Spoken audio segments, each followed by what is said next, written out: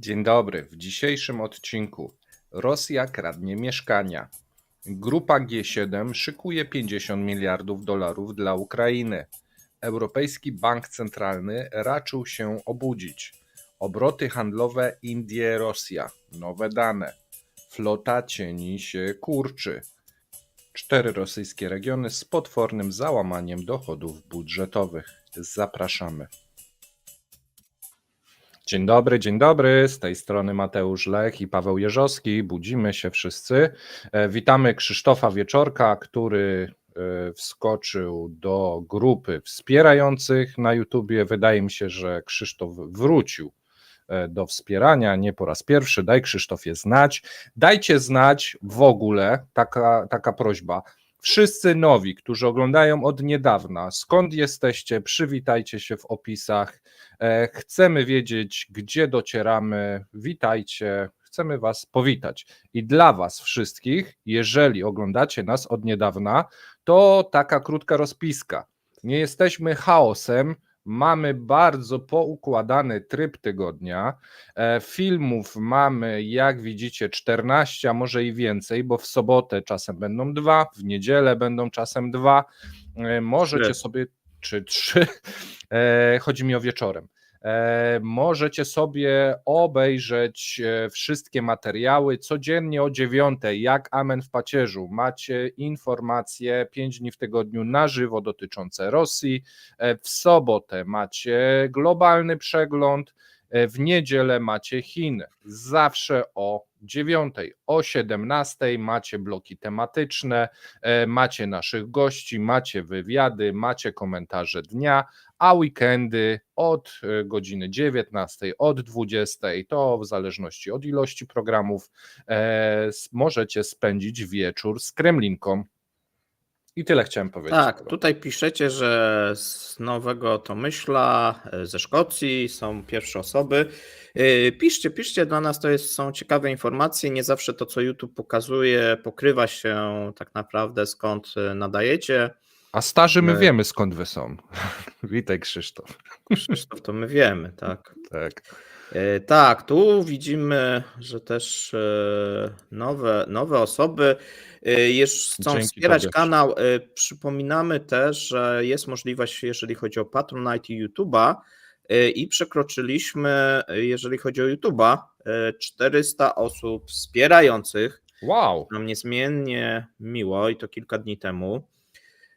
Jeżeli chodzi o patronów, chyba jesteśmy jedynym kanałem, który jeszcze ma mniej tych patronów, bo bodajże 330 osób, no ale tu cały czas przybywa. Jeżeli chcecie, żeby nasze programy się rozwijały i żeby wypełnić te puste treści, to tak, to możecie nas wspierać. Oczywiście żartuję, nie będziemy wypełniać wszystkich treści, natomiast będziemy się teraz koncentrować na jakości naszych materiałów. Ale już przechodzimy do informacji, bo dosyć dużo dla Was przygotowaliśmy, a więc zaczynamy od paska. Sytuacja, jeżeli chodzi o giełdy, w tym momencie mamy takie 3 informacje. Pierwsza informacja, jeżeli chodzi o waluty, widzimy umocnienie się rubla. I ja może wytłumaczę to umocnienie, bo część się pyta, z czego to wynika. Nie wynika to z dobrych informacji na temat produktu krajowego brutto, bo tu część tak pisała. Wynika to raczej z pewnego takiego przesunięcia pomiędzy importem a eksportem. W tym momencie firmy, które eksportują, dostają wpływy, szczególnie te naftowe, dostają wpływy z to, co było 2 miesiące temu. Czyli do tych cen, które były 2 miesiące temu, na przykład ropy naftowej, schodzą teraz te wpływy, tak? Czyli 2 miesiące temu mieliśmy taki pik, jeżeli chodzi o ropę naftową, a jeżeli chodzi o import, obserwujemy już od 2 miesięcy bardzo silne osłabianie się tego importu, czyli jest mniej chętnych, jeżeli chodzi o import produktów z Chin. Mówiliśmy dlaczego. Różnego rodzaju sankcje, jeżeli chodzi o banki chińskie, no i różnego rodzaju utrudnienia, jeżeli chodzi o Azję Centralną oraz Turcję. Druga informacja, ropa naftowa. Tutaj mówiłem, że ta ropa naftowa do 1 czerwca bardziej będzie miała skłonność do spadków, jeżeli się oczywiście nic nie pojawi, żadna informacja, bo tego nie możemy wykluczyć. Dlaczego? No, kłania się tutaj analiza techniczna i kłaniają się odczyty inflacyjne ze Stanów Zjednoczonych i no, na razie brak zapowiedzi obniżek takich realnych, jeżeli chodzi o stopy procentowe. Ja bym śledził i zarówno te odczyty, i tak jak mówiłem, te dane dotyczące nowych wniosków bezrobotnych, bo to będzie kluczowe dla ropy naftowej. Tak, może dziwnie zabrzmi, ale no tak jest. Stany Zjednoczone tutaj będą kluczowym. Te dane, jeżeli chodzi o bezrobocie, kluczowe, dane o inflacji kluczowe, jeżeli chodzi o ceny. I oczywiście Bliski Wschód ważny, no ale tak jak mówiłem, to, że tam spadł helikopter, to żadnego znaczenia nie ma, chyba że za 50 dni albo trochę wcześniej będzie jakiś kandydat w tych wyborach, który będzie miał bardzo duże poparcie i będzie na przykład kandydatem opozycyjnym. Na ten moment nic na to nie wskazuje, no ale to oczywiście się może zmienić. Tutaj odsyłam do innych programów. My Bliskim Wschodem się na ten moment nie zajmujemy. Powiem ci, włączam tu różne miasta, Tokio, Manchester, I to cały wszyscy nowi świat, uczestnicy. Ojej. cały świat po prostu. Gdynia. Słońce nad Kremlinką nigdy nie zachodzi, można powiedzieć. I trzecia część, Gazprom. No niestety trwa fatalna pasa Gazpromu. My będziemy mówili też na końcu przy regionach i więcej w lupie gospodarczej, natomiast no, ta pasa przeniosła się też na wycenę akcji. Akcje no, zbliżają się do antyrekordów, no, do najniższych wartości. Jeżeli chodzi o wycenę, Gazprom oczywiście powiedział, że żadnej dywidendy, jeżeli ma stratę, nie wypłaci za ten ubiegły rok i za poprzedni, bo za poprzedni, za 2 lata temu wypłacił tylko część dywidendy. Trudna sytuacja Gazpromu, muszą sobie jakoś radzić, należy spodziewać się jakiejś pomocy od państwa, tylko zobaczymy, czy w tym roku, czy w przyszłym. Być może będą jakieś zwolnienia z podatku. Ja na razie nie mogę wyjść z wrażenia, jak wiele ludzi jest z różnych regionów świata. Cieszy mnie to bardzo mocno. Tak cieszy, że musimy przejść do shortów, żebym się za bardzo nie cieszył. Słuchajcie, pierwsza wiadomość. Rząd zgodził się na tymczasowe zniesienie ograniczeń w eksporcie benzyny, jednak wprowadził zakaz w okresie od 1 lipca do 31 sierpnia. Rozumiem, teraz będzie można, ale w wakacje nie będzie można. Tak, dobrze rozumiesz. Okej. Dlatego, że każdy miesiąc ten letni, tak naprawdę do końca sierpnia, to jest zwiększenie zapotrzebowania. I stwierdzili, odczyty z 15 maja mówią o 2 milionach ton, jeżeli chodzi o stany magazynowe. Stwierdzili, że one pozwalają na częściowe zniesienie tego embarga. Natomiast jeżeli chodzi o te letnie, to może być trudno. Tutaj się mówi, że dosyć dobre dane, jeżeli chodzi o kwiecień, natomiast no w maju były nowe ataki, w tym ten atak na Sławiańsk, gdzie Ukraińcy użyli tych metalowych kulek, no i ja to śledzę na bieżąco, 3. dzień, no i oni wciąż badają, bo nie wiedzą, jakie są straty, a więc no nie wygląda to jeżeli dobrze. tam setki, no to chyba tam każdą rurę trzeba od każdej strony obejrzeć. Wiesz co, nie? te rury nie są takie cienkie, bo tam kapitan mówił, że one są cienkie, one nie są cienkie aż tak. Znaczy ja nie wiem, wiesz, też mogę się posiłkować w innych rafineriach, bo też nie znam tej rafinerii, tak nie byłem tam nigdy, a w kilku byłem i trudno stwierdzić, co tam zostało uszkodzone. Ja po prostu nie wiem. Rafineria milczy. Oficjalny komunikat, który był, to jest taki, że są badane szkody, tak? Czy jak gdyby szacowane. Rafineria nie działa na pewno. Trzeci dzień, nic nie produkują, żadna linia. No można faktycznie spodziewać się, bo tam nie tylko doszło do tego, że te kulki spadły metalowe i mogły po pierwsze różnego rodzaju oprzyrządowanie uszkodzić, no podziurawić też, jeżeli mają taką moc, kolumny, ale również doszło do pożaru, a więc jak gdyby mamy takie, wiesz, i dziury w jakichś komponentach i pożar. No i to jak dla mnie, jak to tak słyszę, no to brzmi jakoś dramatycznie źle. Ale oczywiście może tak nie jest i może się dowiemy, znaczy znając Rosjan, to oni powiedzą, że w ciągu tam 2 tygodni uruchomią, ale czy tak faktycznie będzie, no ja wątpię. Wątpię, czy ta rafineria w tym roku nawet wróci do, no może wróci w tym roku, no mamy maj, zobaczymy, będzie ciężko moim zdaniem. Dobrze, to teraz co? Następna wiadomość. Prezydent Rosji Władimir Putin mianował byłego audytora Izby Obrachunkowej Federacji Rosyjskiej Olega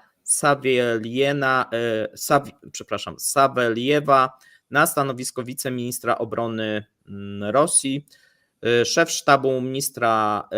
sztabu ministra obrony.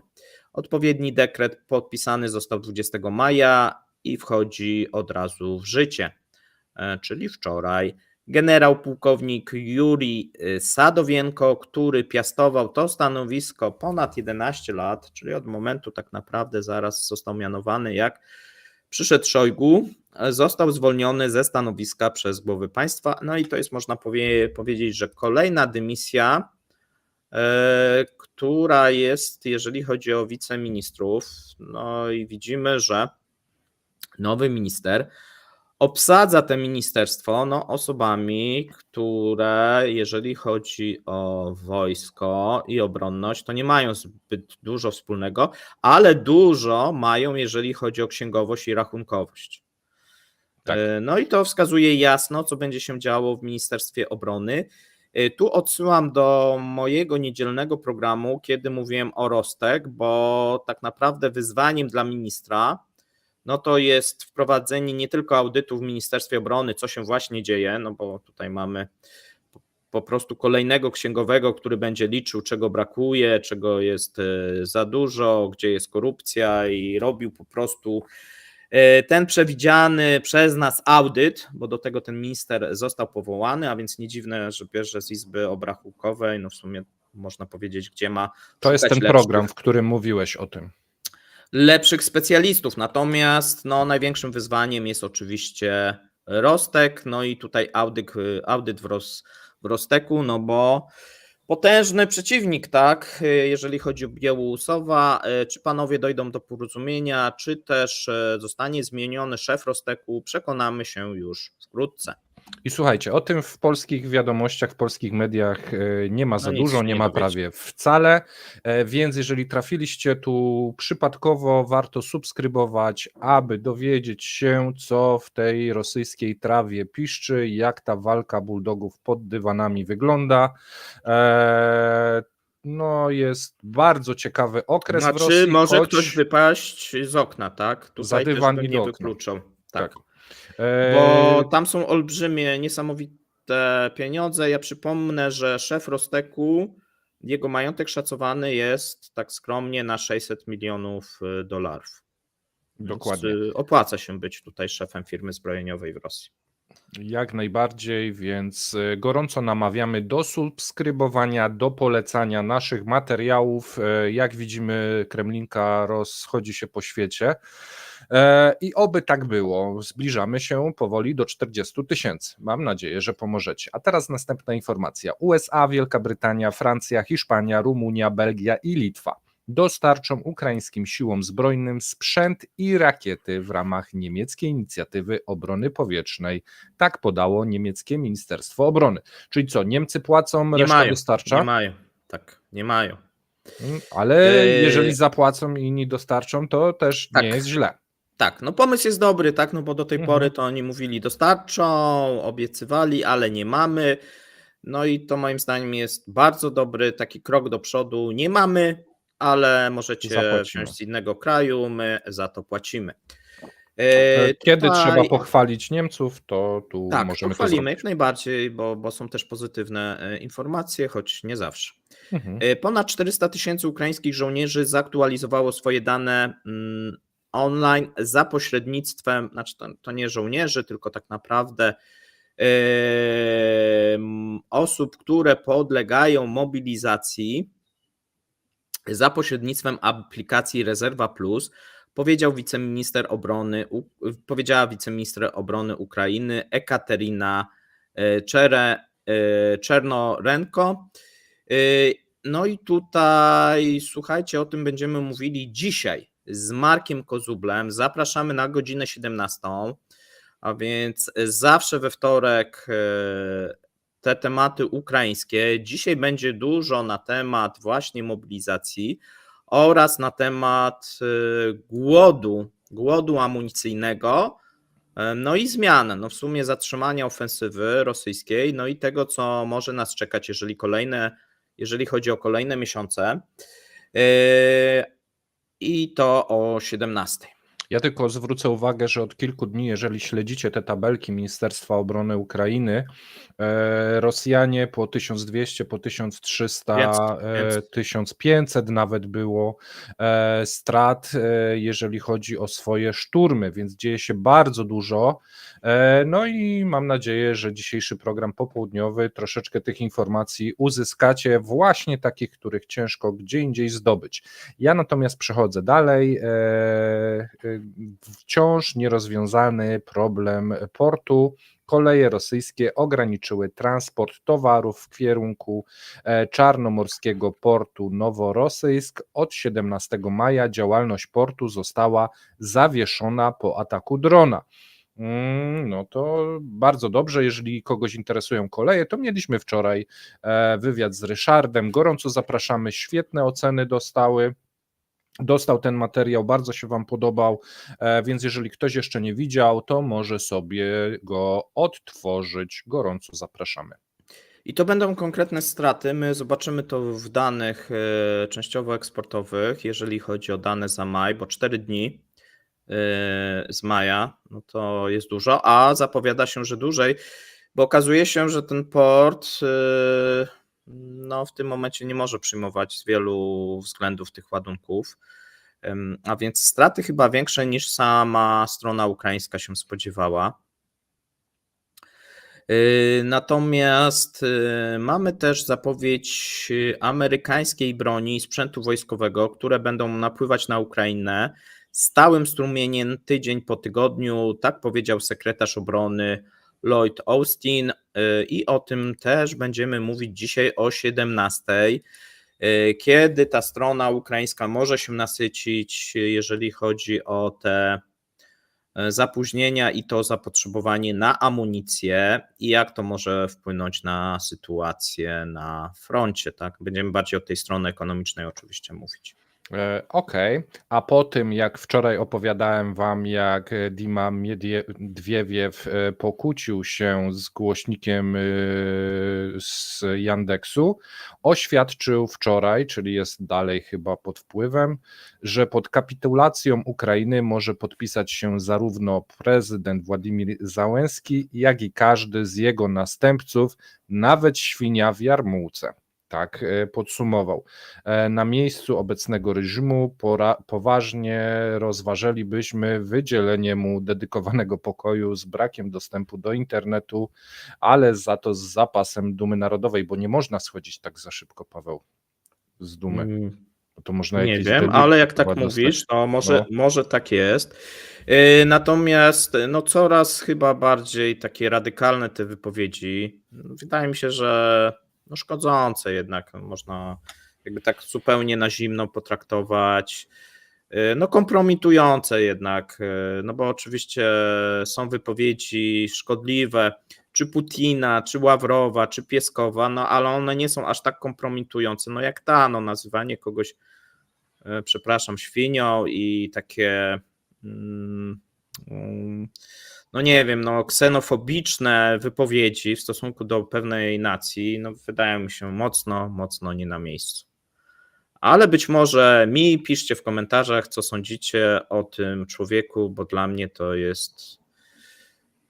Szczególnie, że on się tak stoczył. No, był tym prezydentem. Wtedy przecież wiele osób traktowało go na Zachodzie i też w Rosji w miarę poważnie, oprócz chyba właśnie tego najbliższego otoczenia Putina, którzy zawsze uważali go za marionetkę. No i po tym, jak stracił tą prezydenturę, no to tak cały czas taka równia pochyła.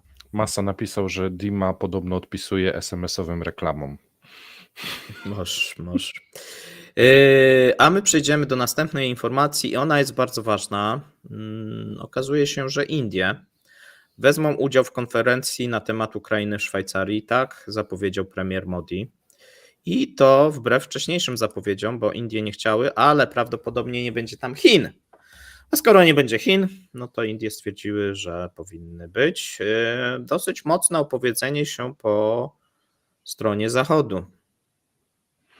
Z czego się oczywiście bardzo cieszymy. Słuchajcie, nadszedł czas konkursu. Dziś może zróbmy tak, że i tak będziecie czekali na materiał o 17 z Markiem Kozublem, więc punkt 17, mail, który wpłynie do nas hasłem, ten wygra. Tak. No, żeby mieli szansę ci, co będą chcieli nadrobić po pracy w oczekiwaniu przed CEP-em Ukraina. Podasz pierwszy człon? Od bohatera. Od bohatera. Ja sobie zapiszę, bo to już 2 słowa, to za dużo. Mogę zapomnieć. Od bohatera. Pamiętajcie, żeby dobrze napisać i żeby przeczytać regulamin przed To zgłoszeniem. takie trudne słowo. Tak. Słuchajcie, i żeby przeczytać regulamin przed zgłoszeniem, wczoraj osoba, która pierwsza zgłosiła się, nie spełniła wymogów regulaminu, nie podała wszystkich danych, mogłaby wygrać, a nie wygrała, wygrała osoba, która przysłała jako druga. Więc bardzo proszę Was, zerknijcie na te dane, żeby otrzymać te kubeczki, w sensie nie ten, bo ten jest pierwszy. Ten oto. Chiński tutaj. Marcin chyba pisał, kiedy będzie kolejna seria. Myślę, że w przyszłym tygodniu muszę stworzyć projekt i zamówić, bo te się kończą, więc gdzieś w przyszłym tygodniu startujemy znowu. Tak, piszcie też, co myślicie o naszych konkursach, jeżeli macie też jakieś pomysły i na nowe nagrody, samochody, laptopy, tak. Nie, oczywiście żartuję. To chętnie Natomiast przyjmiemy. to jest oczywiście zabawa i symboliczne taki nasz układ. Tak, Głównie a teraz przechodzimy do dłuższych informacji. Rosja znacjonalizuje ponad 13 000 domów i mieszkań na okupowanych terytoriach Ukrainy. Teraz wyznaczone przez Moskwę władze uznają nieruchomość za potencjalną własność bez właściciela i jeśli w ciągu miesiąca prawni właściciele nie stawią się osobiście w zarządach swoich osiedli, ich mieszkania zostaną po prostu zabrane, skonfiskowane. Władze obiecują zabrać tylko nieruchomości, które od lat stoją puste, ale 80% pustostanów będących na wstępnej liście do nacjonalizacji znajduje się w centrach miast i w najatrakcyjniejszych regionach, na przykład w pobliżu głównych autostrad. I cóż to jest za niesamowity zbieg okoliczności? Sami urzędnicy administracji wyznaczeni przez Federację Rosyjską odpowiadają za identyfikację mieszkań bez właścicieli, a przy wyborze nieruchomości do dalszego wpisania do rejestru opuszczonych często kierują się donosami lokalnych mieszkańców, na przykład takich, którzy chętnie by taką nieruchomość w drodze przetargu nabyli. Konfiskata mieszkań na terytoriach okupowanych zaczęła się już w 2021 roku w Donieckiej Republice Ludowej, gdzie według szefa rządu republiki pojawiło się 30 000 obiektów bez właściciela. Ja jednak wolę kawę na ławę, te 30 000 mieszkań stoi pustych, gdyż właściciele zostali zabici lub wypędzeni. Na podobną praktykę na okupowanych terytoriach przeszły również pozostałe obwody. Pojawia się nawet dosyć zabawny paradoks. Właściciele majątku albo wyjeżdżali za granicę, albo uciec przed wojną, no i ci mają, wiecie, pecha, ale jest też odwrotnie. Są na froncie w ramach armii rosyjskiej. Wielu mężczyzn jest na froncie bez komunikacji i internetu, no i bardzo się zdziwią, jak wrócą. Gdyż był opisany przypadek jednego z, się chyba Michał nazywał, że no wrócił i zastał taką ciekawą niespodziankę. Oprócz nieruchomości mieszkalnych, Rosja zajmuje się również redystrybucją nieruchomości komercyjnych, czyli zabiera i rozdaje swoim. Jak wskazuje publikacja, w ubiegłym roku na terytoriach okupowanych zidentyfikowano ponad 1000 ukraińskich gospodarstw rolnych, fabryk i przedsiębiorstw wydobywczych, które trafiły w nowe ręce. Jednym z takich przedsiębiorstw są zakłady metalurgiczne Ilicza w okupowanym Mariupolu, które od lata zeszłego roku kontrolowane są przez szefa Czeczenii Ramzana Kadyrowa. Takie oto historie. Paweł, to jest chyba taka klasyka wojenna, nie? Przyjechać, odebrać, ukraść, rozdać swoim. Wiesz co, no zawsze jak są konflikty, tak często bywa. Tu Rosjanie, no całe imperium tak było budowane, a więc czego możemy się spodziewać teraz? Dlaczego miałoby być inaczej niż 100 lat temu? No tak, taka polityka. Dobra, przechodzimy dalej. My sobie przejdziemy teraz, słuchajcie, myślę, że informacji, która znowuż nie jest podejmowana w naszej prasie, a szkoda, bo może zmienić ten konflikt. Zapowiedzi, która się już ciągnie długi czas na temat na początku konfiskaty zamrożonych aktywów, natomiast ona się przekształciła od jakiegoś czasu. My mówiliśmy z Markiem Meissnerem i też z Mateuszem na pomysł pożyczki dla Ukrainy. No i tutaj się mówi o tym, że już tego lata dużo wskazuje, że Ukraina otrzyma dodatkowe 50 miliardów dolarów. W najbliższych miesiącach Ukraina może otrzymać taką sumę, wspierane przez przyszłe dochody z zamrożonych rezerw walutowych Banku Rosji. Amerykański Biały Dom dąży do osiągnięcia porozumienia w sprawie pożyczki od krajów G7 na zbliżającym się szczycie przywódców, a stanowisku wielu krajów bloku, które nie chciały do tej pory dotykać dochodów Rosji, zostało, tak jak my to też mówiliśmy, złagodzone pod presją dyplomatyczną Stanów Zjednoczonych. I tak podaje oczywiście Financial Times, powołując się tutaj na 8 zachodnich urzędników. Zgodnie z planem, który będzie omawiany na szczycie, Kijów otrzyma pożyczkę od państw G7. Pożyczka będzie zabezpieczona rosyjskimi aktywami, które są zamrożone w państwach zachodnich. Według amerykańskich urzędników umożliwi to już w tym roku przekazanie 50 dodatkowych miliardów dolarów Ukrainie. No i tu się mówi nawet o lipcu, sierpniu, bardzo szybko. Okazuje się, że stanowisko Stanów Zjednoczonych oprócz Kanady i Wielkiej Brytanii poparły niedawno Francja, Niemcy i Włochy. No myślę, że tutaj też pomogło te konfiskaty tych banków wykonane przez Rosję, no i tych pewnych akcji, można powiedzieć, wrogich. No zaczyna ta naiwność, jeżeli chodzi o Francję, Włochy, szczególnie Włochy, ten UniCredit dosyć mocno się odbił w tej włoskiej prasie i bardzo zbudował taki negatywny PR, bo do tej pory raczej Rosja miała w miarę pozytywny, jeżeli chodzi o te włoskie media, albo mieszany. Natomiast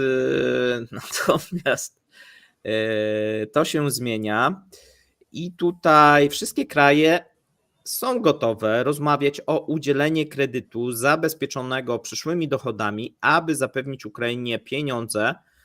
Tu wskazuje się, że również znaczenie ma ewentualny powrót do władzy Donalda Trumpa, który sprzeciwia się dalszemu wspieraniu Ukrainy. Tak podaje właśnie Financial Times. Tutaj moim zdaniem nie jest dokładny, bo on sprzeciwia się pomocy, ale właśnie pożyczkom, no to on się nie sprzeciwia, a to byłaby pożyczka.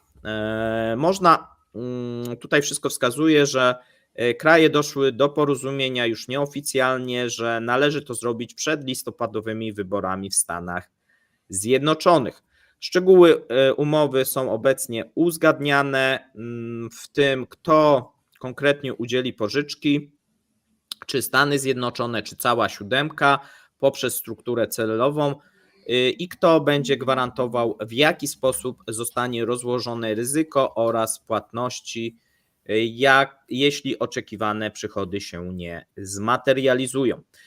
Najpilniejszym celem jest osiągnięcie tutaj wspólnego stanowiska na spotkaniu ministrów finansów G7 we Włoszech. Ostateczna decyzja będzie fundamentalnie polityczna, zostanie podjęta przez przywódców krajów, tak powiedział wysoki rangą urzędnik Departamentu Skarbu USA. I teraz, żebyśmy sobie to podsumowali, bo ten rok to jest taki wodospad pieniędzy troszeczkę dla Ukrainy. Było przegłosowane 50 miliardów z Unii Europejskiej w ramach tych jakichś takich budżetów pomocowych. Było 60 miliardów z USA. Było 4 chyba miliardy z Japonii, z innych krajów takich, już może więcej, z kilku innych takich krajów poza Unią było po 2 miliardy, po miliard, po 3 miliardy i teraz jeszcze kolejne 50 miliardów. No, jeszcze 8 miliardów teoretycznie z Niemiec, pomocy wojskowej, tak, bo Niemcy znowuż wystąpili też o zwiększenie. No, tych pieniędzy faktycznie, my mówiliśmy tydzień temu, jak wygląda budżet Ukrainy w CEP-ie ukraińskim, a więc również zapraszamy, jeżeli ktoś chciałby sięgnąć. Natomiast no, ten rok zapowiada się, że jeżeli chodzi o te finanse, to pod 150 potrzeby miliardów, Ukrainy jeżeli by to być wszystko naraz zapewnione, szczególnie, że w dużej mierze to nie będzie w postaci pieniędzy fizycznych, a często w postaci takiej materialnej. No i po raz pierwszy rysuje się chyba w tym roku, że Ukraińcy dostaną więcej pieniędzy na uzbrojenie i uzbrojenia niż Rosja. No i ktoś powie, że nieprawda. To ja odsyłam do niedzielnego programu. Spójrzcie, wpływy Rosteku, jeżeli chodzi o 2023, a przypominam, że Rostek 80% produkowanego uzbrojenia w Rosji.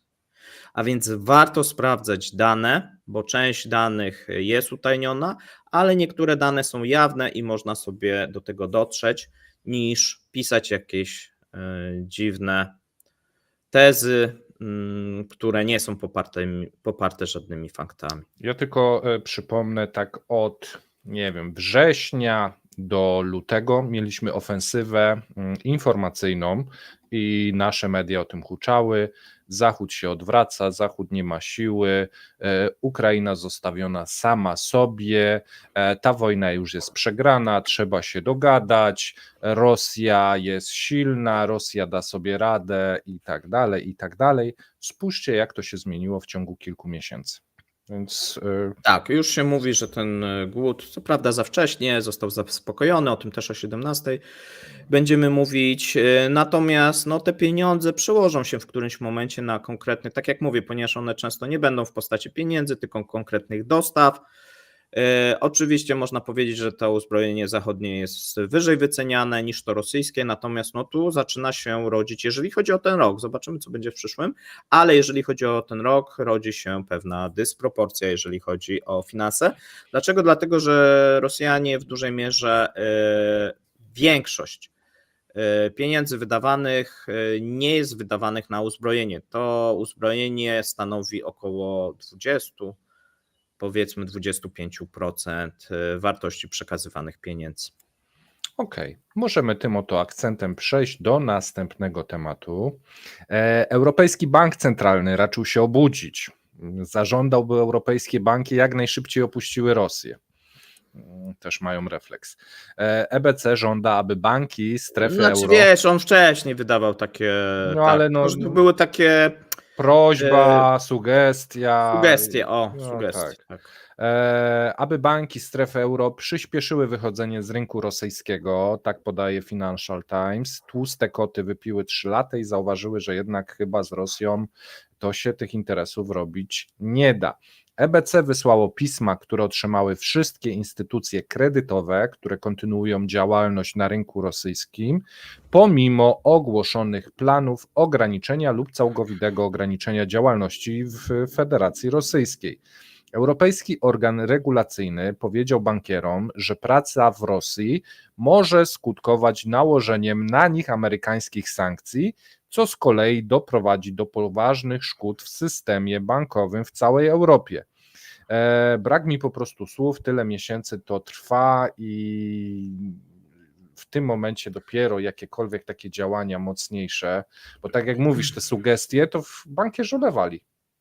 Sugestia to była dla nich, okej, dobra. No jeżeli pracowałeś dla korporacji kiedyś bankowych, to znaczy ktoś pracował, to doskonale wie, jak to wygląda, ja kiedyś miałem do czynienia i jeżeli chodzi o banki, to można powiedzieć z korporacji najbardziej bez skrupułów działające firmy.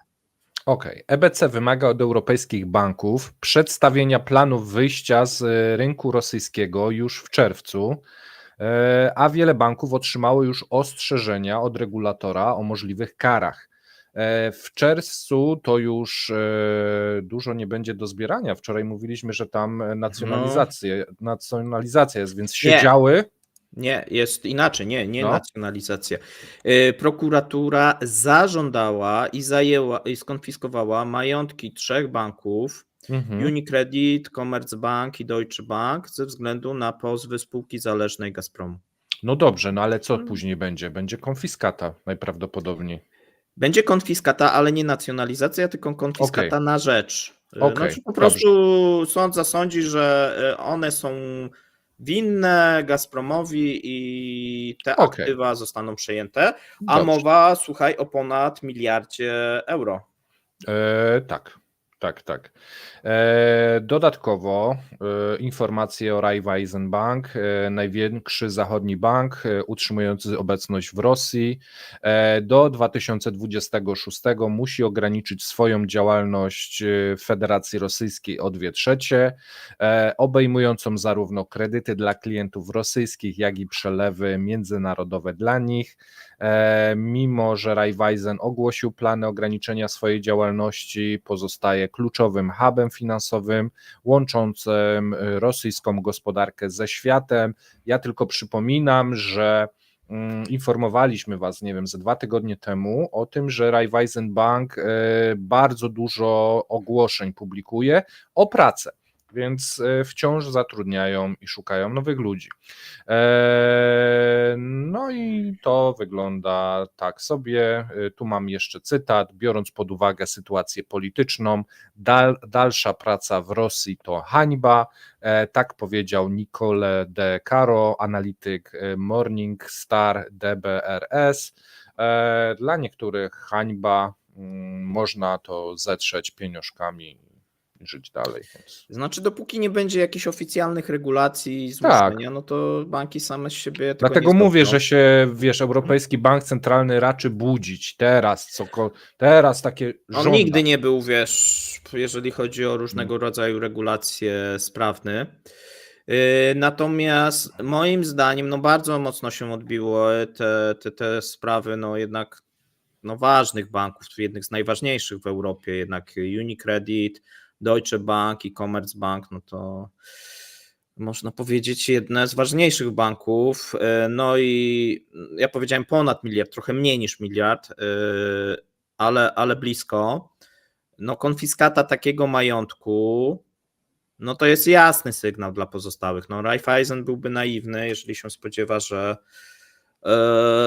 że może wyjść z tego cało, no ale oczywiście takie myślenie jest, często teraz bierzemy premię, podliczamy zyski, a być może ja będę w innym banku pracował, to co ja się będę przejmował, tak? Co To tak, będzie ktoś w mnie tym roku, zatrudni nie? za skuteczne działanie, nie? Za Tak, no bo zarabianie przecież pieniędzy. wypracowałem, tak, tutaj, Tak. nie? I premię dostałem i w ogóle i wszystko.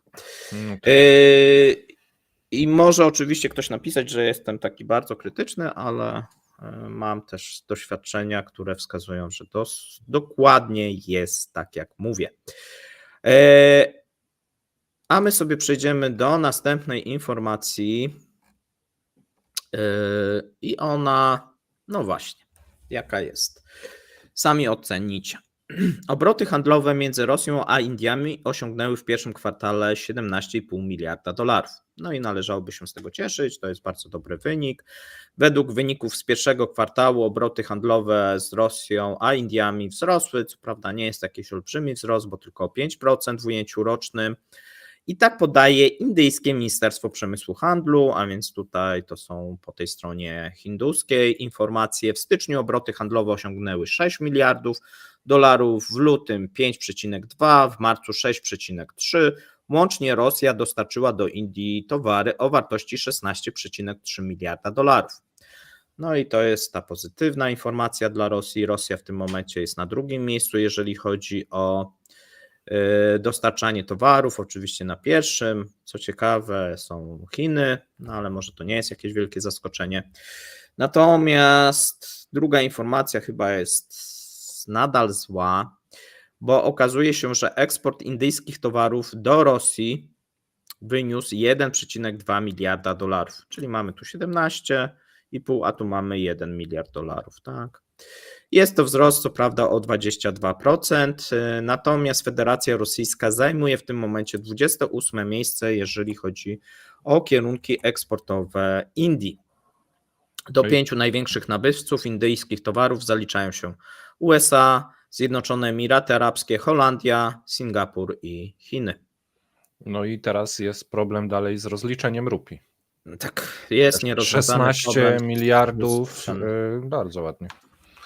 To jest taka, że gdzie to nie Cieszyć się, opublikujesz, tak, to gdzie to nie wiesz, opublikujesz, możesz jak w tym opublikować memie, w tak? Rosji, że Nie. jest 16 miliardów, że jest sukces. Jesteś nie? za, ale się nie cieszysz, tak? A na Kremlince możesz opublikować, no okej, wysłaliście, ale wam nie płacą.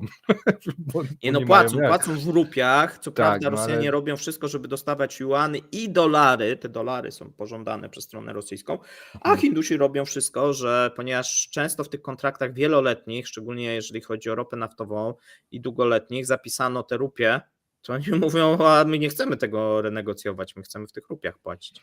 No tak. chyba, że będzie taniej, no to wtedy coś możemy pomyśleć. To jest niesamowite, nienawidzieć zgniłego zachodu i tak pragnąć jego waluty. Wiesz, to takie schizofrenia rosyjska.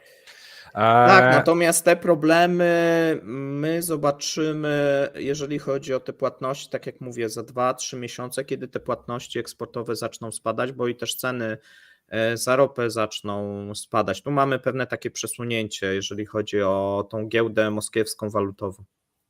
No tak. Słuchajcie, przejdźmy do następnej informacji. Flota cieni się kurczy Rosjanom.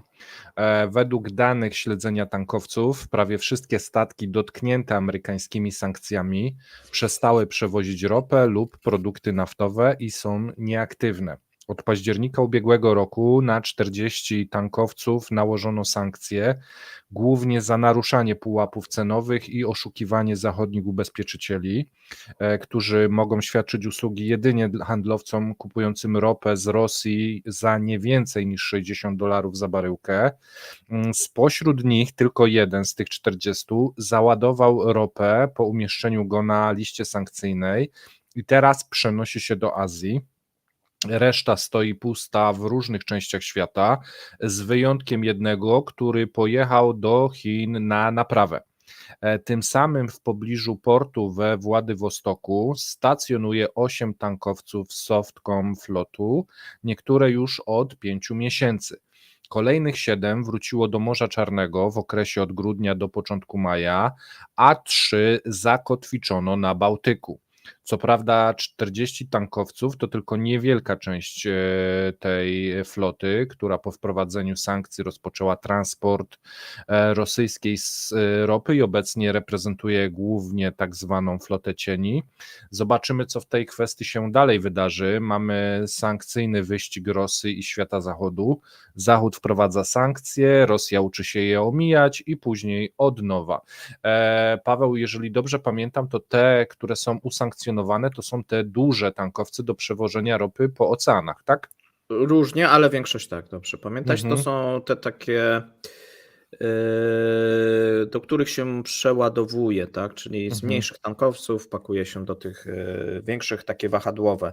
Jest Czyli ruch mimo, że to jest wahadłowy. mała liczba, ona jest niezwykle ważna dla Jest całego ważna, tego. ale nadal jest mała, tak? Można Mhm. powiedzieć, że tak naprawdę jakieś takie większe ruchy, potem oczywiście jak wprowadzono ten price cap, potem się okazało, że do któregoś momentu, bo to nie jest tak, że price cap nie był skuteczny, on był skuteczny do któregoś Tak, momentu, potem był chyba 8 miesięcy było tak, że Tak, bo u nas też media mówią tak skuteczny, potem nieskuteczny. Nie, no był moment, kiedy to linia działało, czasu. potem przestało. Natomiast te grudniowe sankcje amerykańskie są dotkliwe i chyba jeżeli popatrzymy na sankcje w ogóle, to co się wydarzyło w grudniu i te sankcje wtórne, które mamy do czynienia, są najbardziej dotkliwe do tej pory dla gospodarki rosyjskiej.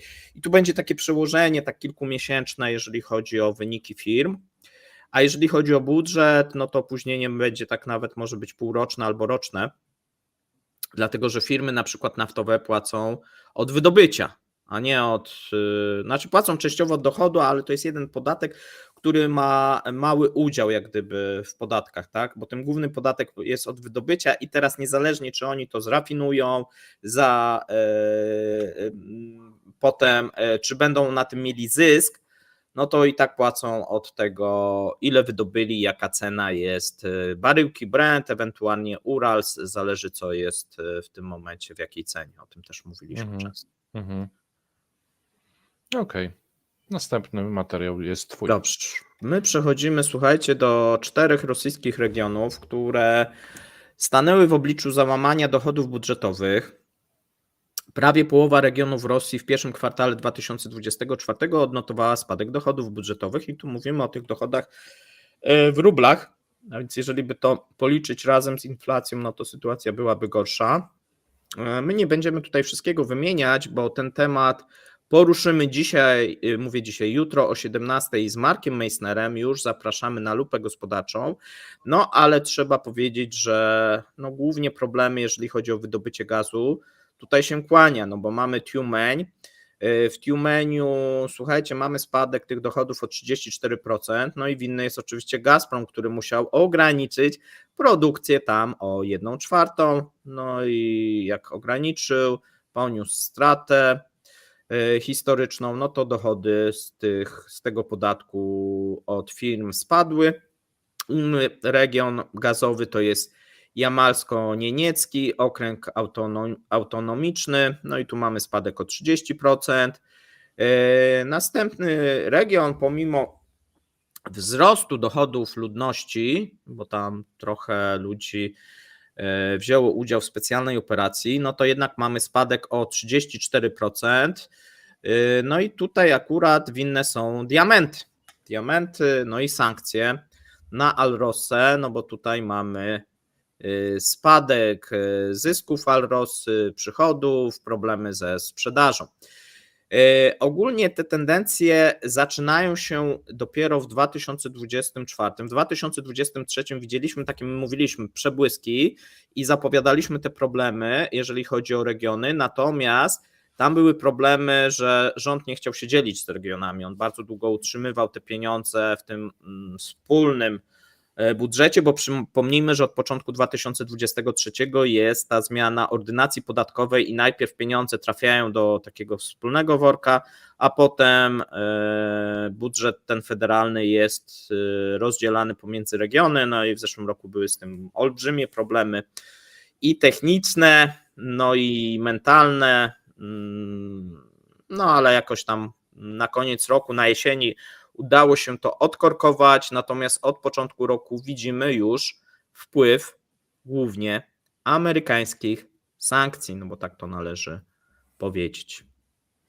Słuchaj, musimy widocznie kończyć, bo bijemy rekord 20 minut, zdublowaliśmy i lecimy na 3:20, więc przepraszamy, że tak długo dzisiaj, ale było dużo ciekawych informacji, Mówię, że mamy dzisiaj będzie wrażenie. bardzo krótko, więc Tak, a więc udało nam się. Słuchajcie, drugi człon hasła do zera, może w ten sposób. I w ten sposób oto się z Wami żegnamy. Zapraszamy już na godzinę 17 na Marka Kozubla. Z Zabrza, ja tak zauważyłem, nie że ma. z Zabrza nikogo, chodzę spokojnie, nikt mnie nie rozpoznaje. Raz, jedna osoba, pozdrawiam serdecznie, jeżeli ogląda, a tak to nikt, więc w Zabrzu się nie interesują za bardzo, więc co zrobić, jestem rodzynkiem. Trzymajcie się. Trzymajcie Cześć. się, cześć. Dziękujemy za obejrzenie materiału do końca. Zapraszamy kolejnego dnia. Trzymajcie się. Cześć.